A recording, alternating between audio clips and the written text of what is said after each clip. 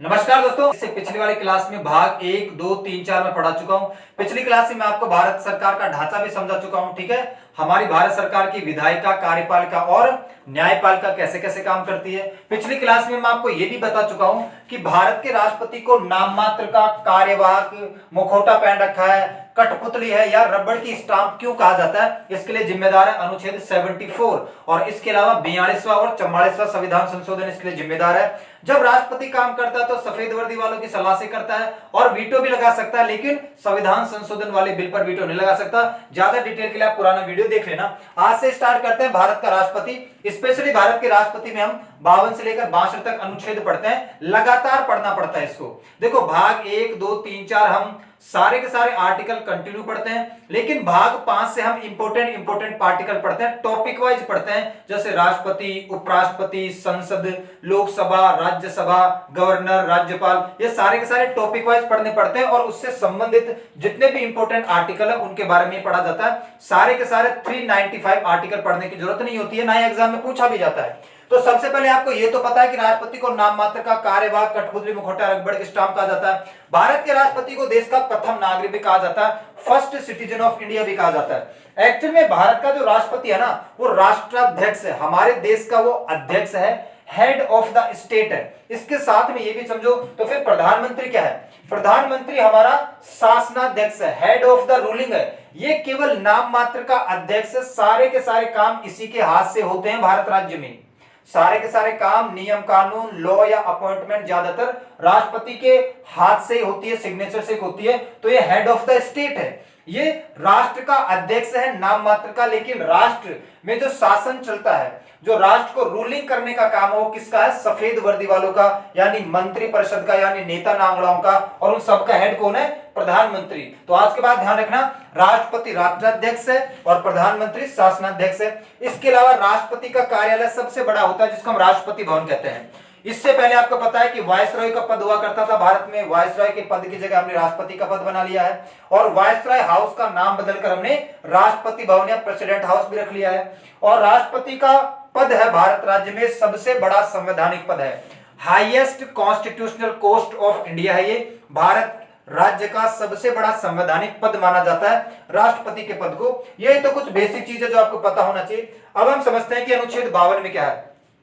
52 से लेकर 62 तक हमें लगातार पढ़ना है। अनुच्छेद 52 में है कि भारत का एक राष्ट्रपति होगा, there should be a president of India. Bharat का एक राष्ट्रपति होगा, क्यों? क्योंकि लिखा हुआ कि भारत गणतंत्र है। गणतंत्र का मतलब क्या होता है? रिपब्लिक। और गणतंत्र का मतलब होगा कि एक मुखिया होगा और वो मुखिया चुनाव के माध्यम से बनेगा, इलेक्शन के माध्यम से बनेगा। क्या ब्रिटेन अपने आप को गणराज्य कह सकता है? ब्रिटेन अपने आप को रिपब्लिक नहीं कह सकता, क्योंकि ब्रिटेन का मुखिया तो है, लेकिन ब्रिटेन का मुखिया वंशानुगत बनता है। महारानी एलिजाबेथ सेकंड टपक गई थी, उसके बाद उसका बेटा चार्ल्स थर्ड को डायरेक्ट बना दिया गया है। हमारा देश रिपब्लिक है, हमारे देश का जो मुखिया बनेगा वो किसके माध्यम से बनेगा? चुनाव के माध्यम से बनेगा। और चुनाव के माध्यम से अगर आप मुखिया बनाते हो, इसका मतलब यह है कि उस देश का कोई भी नागरिक उस देश का मुखिया बनने की ताकत रखता है। अगर आप में है ताकत, है काबिलियत है, तो आगे बढ़ो, लड़ो, चुनाव लड़ो, बनो देश का मुखिया, कोई भी नहीं रोकेगा। तो भारत में और ब्रिटेन में यही अंतर है। और भारत में क्या, जो भी देश अपने आप को गणतंत्र बोलेगा, रिपब्लिक बोलेगा, इसका मतलब यह है कि भाई उसके मुखिया का चुनाव होता है, चुनाव के माध्यम से मुखिया बनता है। तो अनुच्छेद 52 में लिखा हुआ है कि भारत अगर गणतंत्र है, गणराज्य है, रिपब्लिक है, तो उसका एक राष्ट्रपति होगा, हेड ऑफ द स्टेट होगा। उसके बाद अनुच्छेद 53 में क्या है? अनुच्छेद 53 इजाजत देता है भारत के राष्ट्रपति को कि वो कार्यकारिणी शक्तियों के ऊपर पावर रखता है। जितनी भी एग्जीक्यूटिव पावर है, जितनी भी कार्यकारिणी शक्तियां हैं, वास्तव में जो हमारा प्रशासनिक ढांचा है, सफेद वर्दी वालों को छोड़कर, विधायी ढांचे के अलावा सफेद वर्दी वालों के ढांचों को छोड़कर, नेता नांगड़ाओं के ढांचों को छोड़कर, जो हमारा प्रशासनिक ढांचा है, एडमिनिस्ट्रेटिव स्ट्रक्चर है, उसका हेड कौन है? हमारा राष्ट्रपति। तो यहां पर सबसे पहले अनुच्छेद 53(1) में लिखा हुआ है कि भारत संघ की कार्यकारिणी शक्तियां राष्ट्रपति के अंदर मौजूद होंगी, राष्ट्रपति के अंदर निहित होगी। वो इन शक्तियों का प्रयोग स्वयं भी कर सकते हैं या अपने अधीनस्थ अधिकारियों के माध्यम से भी शक्तियों का प्रयोग करवा सकते हैं। पर राष्ट्रपति तो अकेला है।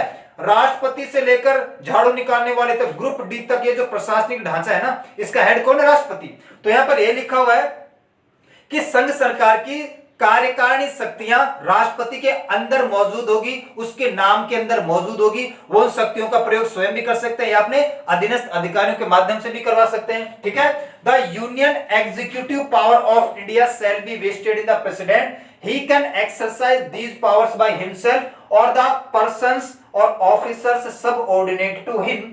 और इसी में अनुच्छेद 53 में आपको दिख जाएगा, अनुच्छेद 53(2) में है कि राष्ट्रपति हमारी डिफेंस तीनों सेनाओं का सर्व सेनापति होता है, सेनाध्यक्ष होता है, कमांडर ऑफ ट्राई सर्विसेज, जल सेना, थल सेना, वायुसेना, army, navy, air force, coast guard वगैरह, जितना भी हमारा डिफेंस से संबंधित सेनाएं हैं उन सबका हेड या कमांडर कौन होता है? हमारा राष्ट्रपति होता है, प्रेसिडेंट होता है। तो देखो हमारी मुख्य 3 सेनाएं हैं, एक तो जल सेना, एक थल सेना, एक वायुसेना। ठीक है, थल सेनाध्यक्ष को जनरल कहा जाता है जो मनोज पांडे है, जल सेना अध्यक्ष को एडमिरल कहा जाता है, ये आर हरिकुमार है, और वायुसेना अध्यक्ष को एयर चीफ मार्शल कहा जाता है, ये विवेक राम चौधरी है। ये आपको पता होना चाहिए, करंट की चीजें सारी की सारी।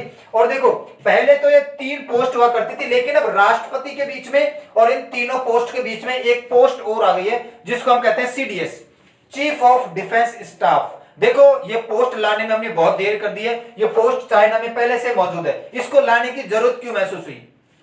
जैसे थल सेना को कोई दिक्कत है तो थल सेना का जनरल राष्ट्रपति के पास चला जाता है, अपनी बात रखता है, इंडिविजुअली अकेला चला जाएगा। अगर वायुसेना में कोई प्रॉब्लम है तो वायुसेना अध्यक्ष सीधा राष्ट्रपति के पास चला जाएगा, वहां अपनी बात रखने की कोशिश करेगा। लेकिन अब एक पोस्ट बीच में आ गई है जिसका नाम है चीफ ऑफ डिफेंस स्टाफ। ये तीनों के तीनों जो जनरल है, general, admiral, air chief marshal, हमारे तीनों सेनाओं के जो सेनाध्यक्ष हैं, ये सबसे पहले सीडीएस के पास जाके बैठते हैं और सामंजस्य से काम करने की कोशिश करते हैं, मिलकर काम करने की कोशिश करते हैं। और अगर कोई दिक्कत आती है तो फिर ये राष्ट्रपति के पास जाते हैं। तो सीडीएस की पोस्ट हमारे पास मौजूद है और ये नई इजाद की गई है। पहले जो सीडीएस बने वो बिपिन रावत साहब बने थे, लेकिन बिपिन रावत साहब की हेलीकॉप्टर क्रैश में आपको पता है कि डेथ हो गई थी, शहीद हो गए थे। और वर्तमान में जो हमारे सीडीएस है वो कौन है? अनिल चौहान हमारे चीफ ऑफ डिफेंस स्टाफ है, ये भी आपको पता होना चाहिए। तो अनुच्छेद 53 इजाजत देता है कि भारत संघ की कार्यकारिणी, कामकाज से संबंधित सारी की सारी शक्तियां राष्ट्रपति में मौजूद होगी। वो इन शक्तियों का प्रयोग स्वयं कर सकते हैं या किसी से करवा सकते हैं। राष्ट्रपति से लेकर ग्रुप डी का ढांचा पूरा का पूरा इसी के अंतर्गत आता है और राष्ट्रपति तीनों सेनाओं के सेनाध्यक्ष होते हैं। इसके बाद अनुच्छेद 54 क्या कहता है? अनुच्छेद 54 में है राष्ट्रपति का चुनाव। राष्ट्रपति का चुनाव, इलेक्शन ऑफ प्रेसिडेंट, मतलब राष्ट्रपति के चुनाव में कौन कौन भाग लेता है। देखो अब एक शब्द होता है इलेक्टोरल कॉलेज, निर्वाचक मंडल। इलेक्टोरल कॉलेज या निर्वाचक मंडल का मतलब होता है ऐसे लोगों का ग्रुप या ऐसे लोगों का समूह है जो वोट डालते हैं किसी बड़ी पोस्ट के लिए। इलेक्टोरल कॉलेज का मतलब होता है ऐसे लोगों का समूह, ऐसे सदस्यों का समूह जो किसी बड़ी पोस्ट के चुनाव के लिए वोट डालने का काम करते हैं। तो इलेक्टोरल कॉलेज में राष्ट्रपति के चुनाव में कौन कौन भाग लेता है, इस निर्वाचन मंडल में कौन कौन आते हैं। देखो कुछ किताबों में निर्वाचन मंडल लिखा रहता है, कुछ किताबों में निर्वाचक मंडल लिखा रहता है, एक ही बात है इसका। तो सबसे पहले बात करते हैं संसद के दोनों सदनों के निर्वाचित सदस्य। हमारी एक संसद है, इसके 2 सदन है, तो संसद के दोनों सदनों के निर्वाचित सदस्य, elected members of both the houses of parliament. यहां पर बात हो रही है इलेक्टेड मेंबर्स जिनको जनता ने चुना है, तो संसद की बात हो गई। इसके अलावा 28 राज्य भी हमारे देश में, तो राज्यों की विधानसभाओं के निर्वाचित सदस्य। आपको पता है कि राज्यों में भी 2 सदन पाए जाते हैं, ठीक है, विधानसभा और विधान परिषद। तो केवल और केवल यहां पर विधानसभा की बात की गई है, विधानसभाओं के निर्वाचित सदस्य। फिर से इलेक्टेड मेंबर की बात हुई है, elected members of state legislative assemblies. जितनी भी हमारे 28 राज्यों में विधानसभाएं हैं, इनमें जो एमएलए हैं, विधायक जिनको बोलते हैं, वो भाग लेते हैं। अब देखो इसके अलावा 28 राज्यों के अलावा आप सभी को पता कि 8 केंद्र शासित प्रदेश और है हमारे देश में, और 8 केंद्र शासित प्रदेशों में से वर्तमान में 3 के अंदर क्या है, विधानसभा मौजूद है। केंद्र शासित प्रदेश एक तो दिल्ली के अंदर विधानसभा है, एक पौंडीचेरी के अंदर विधानसभा है, और एक जम्मू कश्मीर के अंदर भी विधानसभा है, वो इस वक्त भंग है। तो राज्यों को तो शुरुआत से इजाजत मिली हुई है राष्ट्रपति के चुनाव में भाग लेने की, लेकिन केंद्र शासित प्रदेश, ऐसे केंद्र शासित प्रदेश जिसमें विधानसभा है, विधानसभा का मतलब है वहां पर एमएलए मौजूद है, तो वहां पर भी हमें इन लोगों से भी हम राष्ट्रपति के चुनाव में भाग दिलवाएंगे। तो इसको कब ऐड किया गया है? इसके लिए किया गया है 70वां संविधान संशोधन 1992, 70th कॉन्स्टिट्यूशनल अमेंडमेंट 1992। यह इस बात की इजाजत देता है कि जिस भी केंद्र शासित प्रदेश के अंदर विधानसभा मौजूद है, उस विधानसभाओं के जो एमएलए हैं, विधायक है, वो भी राष्ट्रपति के चुनाव में भाग लेंगे। तो संसद के दोनों सदनों के निर्वाचित सदस्य, राज्यों की विधानसभाओं के सदस्य, निर्वाचित सदस्य, और दिल्ली और पौंडीचेरी की विधानसभाओं के सदस्य। अच्छा, कौन कौन भाग नहीं लेते हैं, इससे पहले एक बात समझो, ठीक है।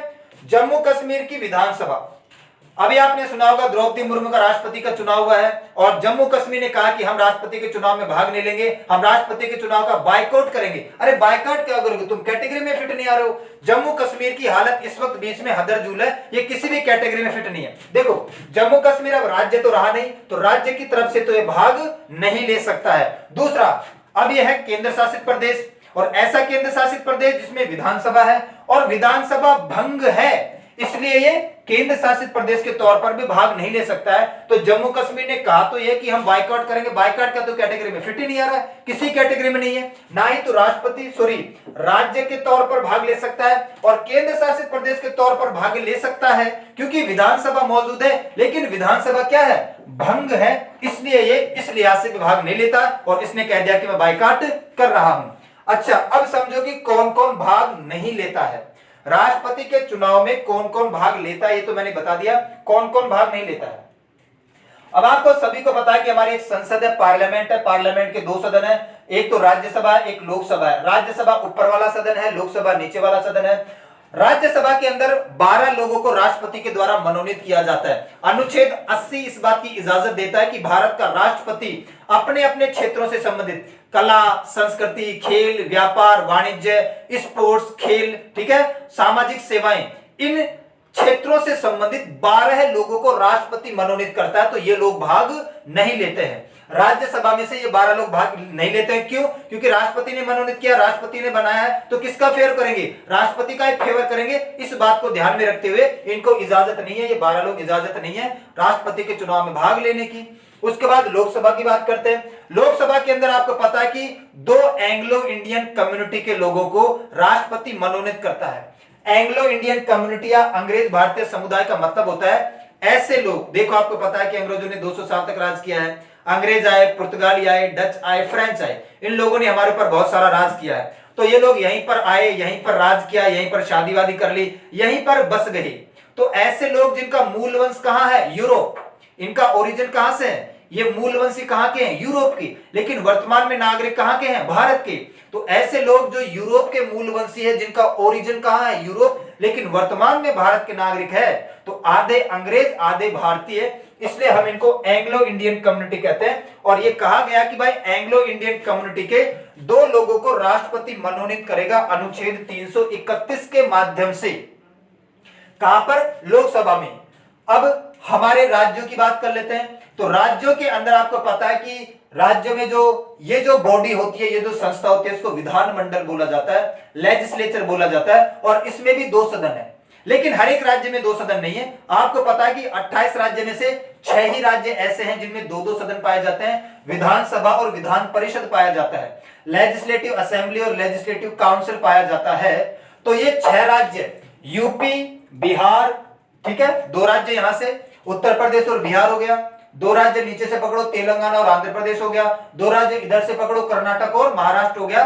तो क्योंकि विधान परिषद 6 ही राज्यों में है, बाकी राज्यों में विधान परिषद है ही नहीं, तो इन 6 राज्यों की विधान परिषद भी भाग नहीं लेगी, वरना फिर बराबर का रिप्रेजेंटेशन, बराबर का प्रतिनिधित्व होगा ही नहीं। भाई इन 6 राज्यों से एक्स्ट्रा लोग भाग क्यों लेंगे, बाकी जो 22 राज्य है वहां पर तो विधान परिषद है ही नहीं ना, तो बाकी राज्यों में विधान परिषद नहीं है, इसलिए पूरा का पूरा विधान परिषद ही भाग नहीं लेता है, नहीं तो ये बाकी राज्यों के साथ भेदभाव माना जाएगा।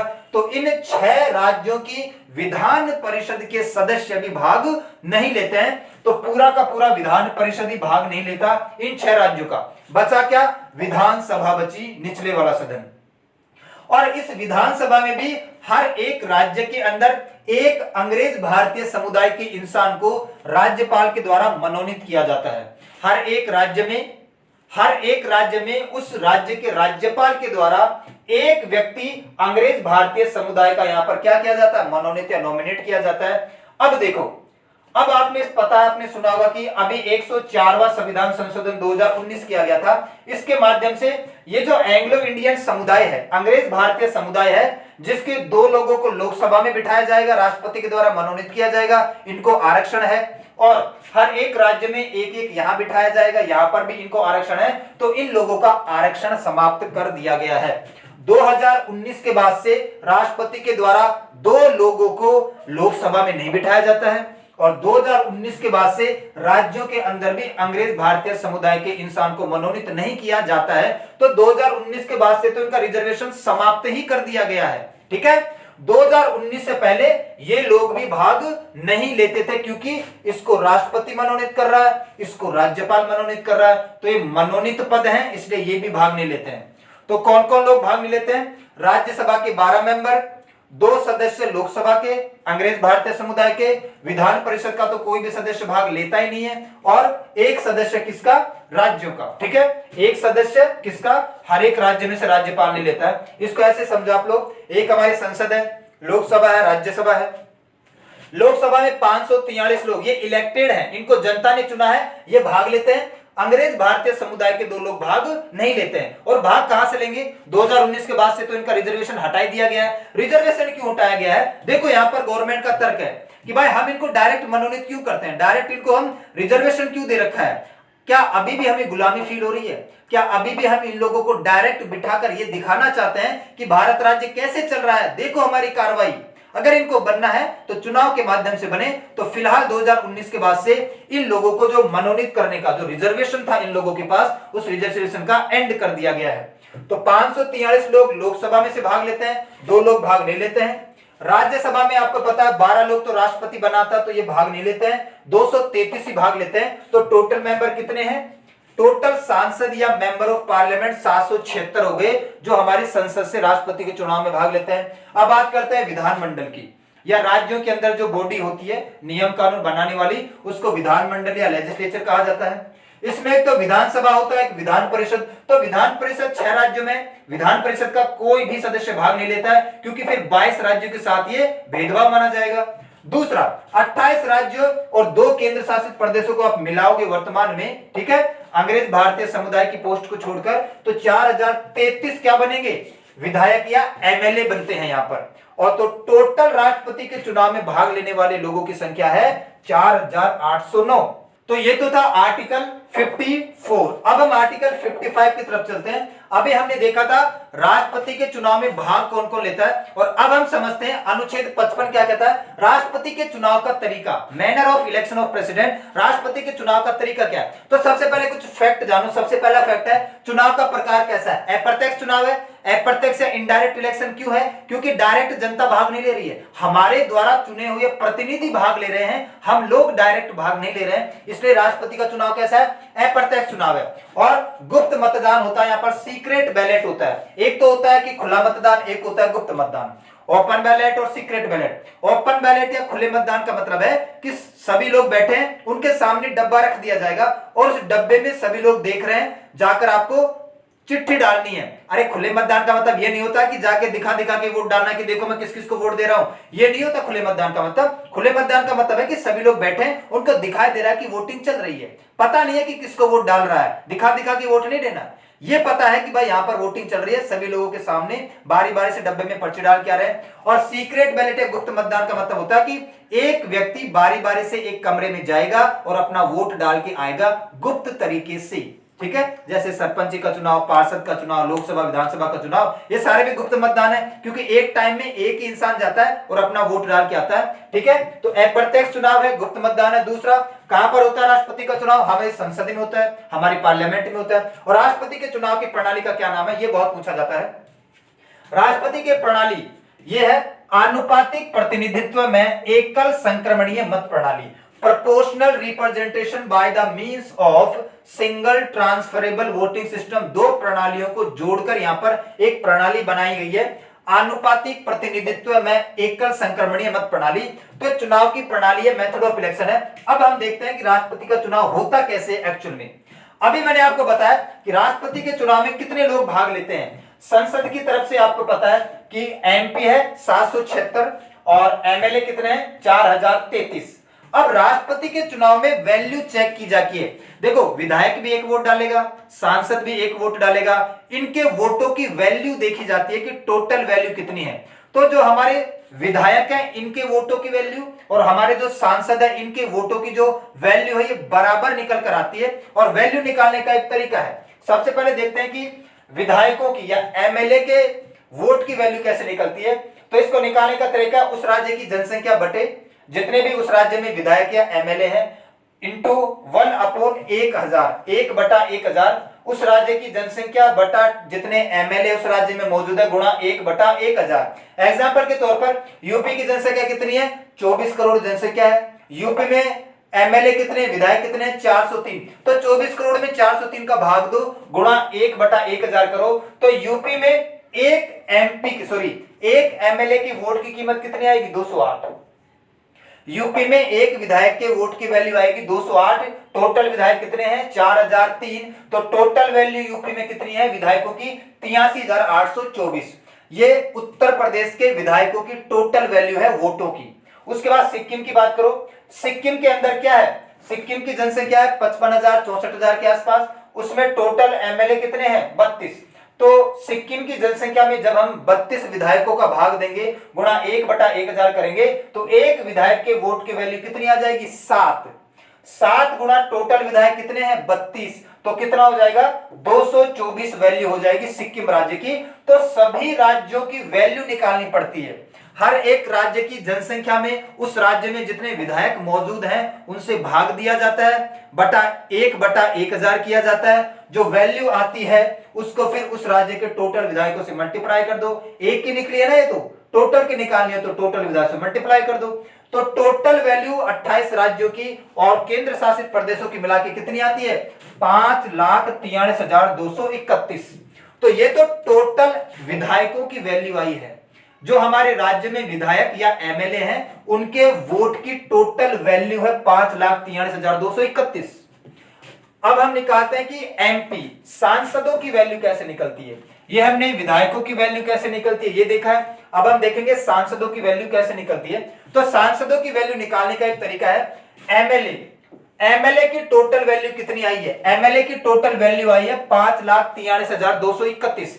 5,43,231 में जब आप टोटल सांसदों का भाग देंगे, टोटल एमपी या सांसद कितने, 776।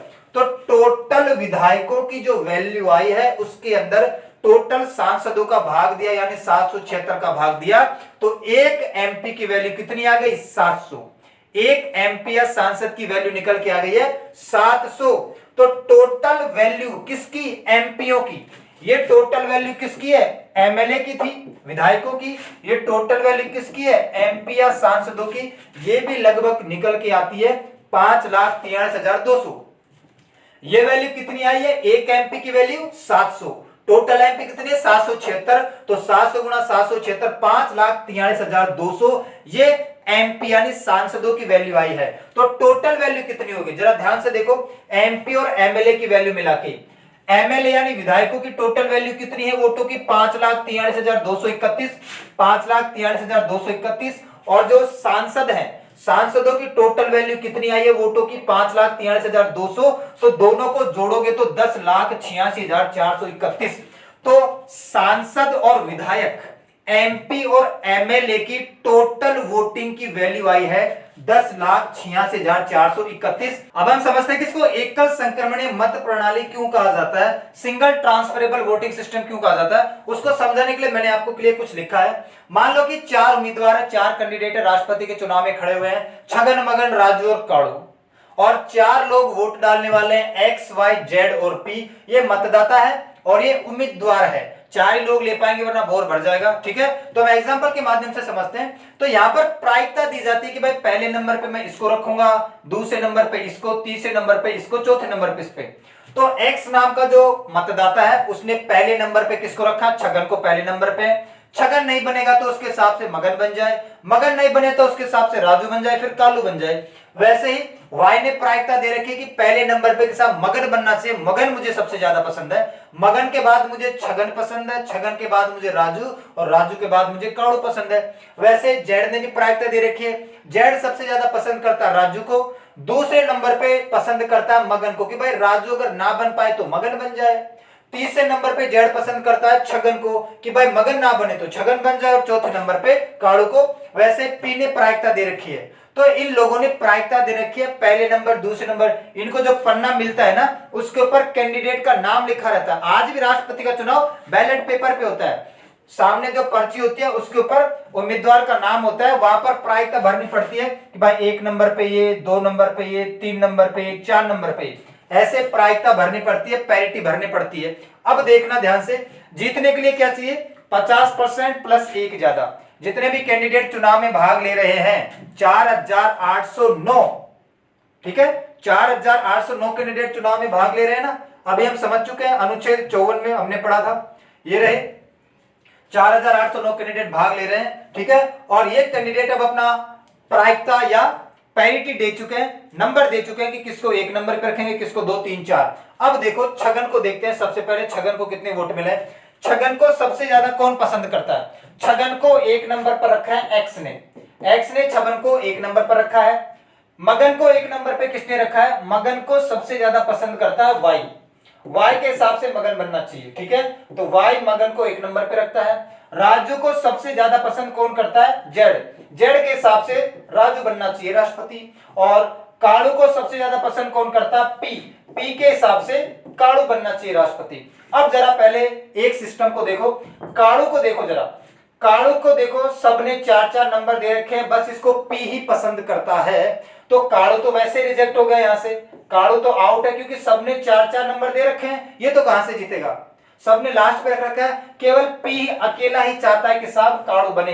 तो अब देखो ये जो इन बाकी लोगों का जो वोट है ना, ये वेस्ट नहीं होता है, ये ट्रांसफर हो जाता है आगे की तरफ, ठीक है, आगे की तरफ ट्रांसफर कैसे, जैसे एक्स का ये 4 नंबर का वोट है ना, अब ये कहां पर आ जाएगा, अब ये 3 नंबर पे आ जाएगा, ठीक है, तो ये वोट खराब नहीं होगा। एक्स का वोट काड़ू को मिलने वाला था, तो काड़ू तो जीत नहीं पाएगा, तो किस पे आ जाएगा, राजू की तरफ आ जाएगा। इससे पहले एक्स ने किसको रखा था, राजू को। वैसे ये जो वाई है, वाई का जो काड़ू को वोट देने वाला था, ये वोट खराब नहीं होगा, ये जीतेगा तो नहीं, लेकिन ये ट्रांसफर हो जाएगा किसकी तरफ, इससे पहले वाले नंबर की तरफ। वैसे ही जेड है, जेड का 4 नंबर का कहां ट्रांसफर हो जाएगा, इस तरफ, कि भाई जेड के हिसाब से अगर काड़ू नहीं जीत रहा तो कौन जीत जाए, राजू जीत जाए, ठीक, सॉरी छगन जीत जाए, क्योंकि 4 नंबर से पहले 3 नंबर पे इसने किसको रखा, छगन को रखा है, ठीक है। अब इसके बाद चलते हैं, अब राजू को पकड़ देते हैं। राजू को भी आप लोग जरा ध्यान से देखोगे ना, तो राजू को भी 3, 3, 1, 4, राजू को केवल जेड ही चाहता है कि राष्ट्रपति बने, बाकी एक्स, वाई, जेड और पी इन लोगों ने बहुत ज्यादा प्रायिकता दे रखी है, इनके हिसाब से नहीं बनना चाहिए, तो ये भी रिजेक्ट हो जाएगा। अगर ये भी रिजेक्ट हो गया तो फिर ये प्रायिकता, अब इन लोगों का भी जो वोट है वो वेस्ट नहीं होगा, ये भी आगे खिसक जाएगा, एकल संक्रमणीय है, तो ये कहां चला जाएगा, यहां पर चला जाएगा कि भाई एक्स ने कहा कि अगर काड़ू नहीं बनता है तो कौन बन जाए, राजू बन जाए, ठीक है। उल्टा चलते हैं, एक्स के हिसाब से काड़ू नहीं बन रहा तो कौन बन जाए, राजू बन जाए तीसरे नंबर पे, और अगर राजू भी नहीं बन रहा तो राजू की जगह मगन बन जाए, एक्स ऐसा चाहता है, तो एक्स का वोट कहां जाएगा, मगन के खाते में आ जाएगा।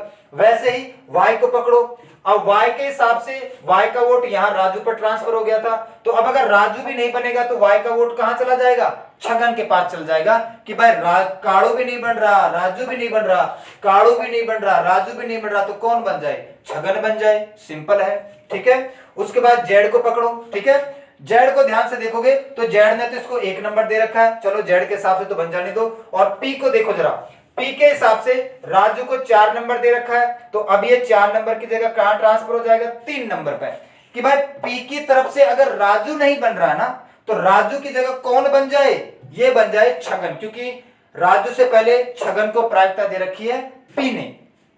उसके बाद अब इन दोनों की बात करते हैं, ये तो आउट है, ये भी आउट है। अब मगन और छगन की बात करते हैं। अब देखो छगन को 1 नंबर पर कौन रखता है, एक्स, ठीक है, छगन को 2 नंबर पर किसने रखा है, वाई ने, छगन को 2 नंबर पर किसने रखा है, वाई को, छगन को 3 नंबर पर किसने रखा है, जेड ने, और छगन को 3 नंबर पर ही किसने रखा है, पी ने, इन सब ने 3-3 पे रखा है। अब मगन की बात कर लेते हैं, मगन को 2 नंबर पर किसने रखा है, सॉरी मगन को 1 नंबर पर तो y ने रखा है, मगन को 2 नंबर पर किसने रखा है, x ने रखा है, ठीक है। मगन को 2 नंबर पर ही किसने रखा है, z ने रखा है। मगन को 2 नंबर पर ही किसने रखा है, p ने रखा है। तो जरा ध्यान से देखो, यहां पर इन दोनों की बराबरी चल रही है, यहां पर इन दोनों की भी बराबरी, लेकिन यहां पर 3-3 नंबर की प्रायिकता है, यहां पर 2-2 नंबर की प्रायिकता है। तो अब आप खुद बताओ जीतेगा कौन, अब जीतेगा कौन, अब जीतेगा मगन भाई साहब जीतेगा, क्योंकि प्रायिकता के आधार पर ज्यादातर लोग पसंद किसको कर रहे हैं, ये पसंद कर रहे हैं मगन को पसंद करते हैं। तो ये जो वोट है ना, ये वेस्ट नहीं होता। राष्ट्रपति के चुनाव में आपसे नंबर भरवाए जाते हैं, जैसे आपने एमटीएस का पेपर भरा होगा, एमटीएस का आपने भरा होगा, क्या कहते हैं, एग्जाम भरी होगी, तो वहां पर आपसे प्रायिकता दिलवाते हैं कि पहले ये राज्य, फिर दूसरे नंबर पे ये राज्य, तीसरे नंबर पे ये राज्य, चौथे नंबर पे ये राज्य। वैसे ही सारे के सारे कैंडिडेट के लिए आपको प्रायिकता भरनी पड़ती है कि भाई इसको पहले नंबर पे, इसको दूसरे नंबर पे, इसको तीसरे नंबर पे, ठीक है। तो आपका चहेता कैंडिडेट नहीं बनता है, ठीक है, तो उसकी जगह कौन बन जाएगा, दूसरा बन जाएगा, ठीक है। तो उल्टी चलती है प्रायिकता, सबसे पहले उसको रिजेक्ट किया जाएगा जिसको सबसे लास्ट में रखा गया है, उनका वोट फिर आगे की तरफ ट्रांसफर हो जाएगा। अगर ये भी नहीं जीतेगा तो इनका वोट फिर आगे ट्रांसफर हो जाएगा। तो वोटिंग सारी होती है, 4809 लोग पूरे वोट करते हैं, और अंत समय में एक कैंडिडेट को इसमें से और इसमें से 2 ही बचते हैं अंत में। राष्ट्रपति द्रौपदी मुर्मू के चुनाव में भी 115 लोगों ने पार्टिसिपेट किया था, लेकिन अंत में एक तरफ तो रूलिंग पार्टी बीजेपी की तरफ से द्रौपदी मुर्मू और कांग्रेस की तरफ से यशवंत सिन्हा, 2 ही लोग बचते हैं अंत में। अब इन दोनों को कितना कितना वोट मिलता है, तो आप देखो जरा ध्यान से, अगर टोटल 100 है, ठीक है, तो देखो इसको, इसको, इसको और इसको, ज्यादातर वोट किसको मिल रहे हैं, इस भाई साहब को, मगन को मिल रहे हैं, तो मगन की जीत हो जाएगी, और दूसरे नंबर पे छगन।